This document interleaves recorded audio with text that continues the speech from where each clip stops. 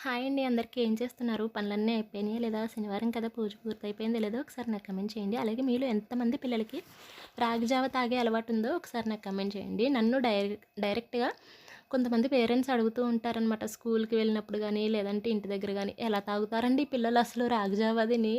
బాగానే తాగిపిస్తున్నారు. లేదంటే ఆకులవి ఎలా తింటున్నారండి పిల్లలు?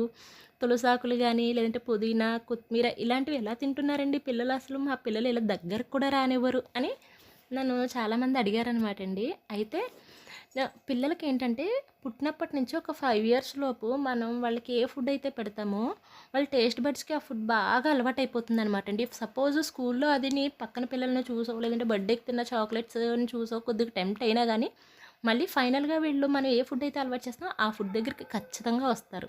ఇది నా నోటికొచ్చినట్టయితే ఏం చెప్పట్లేదండి.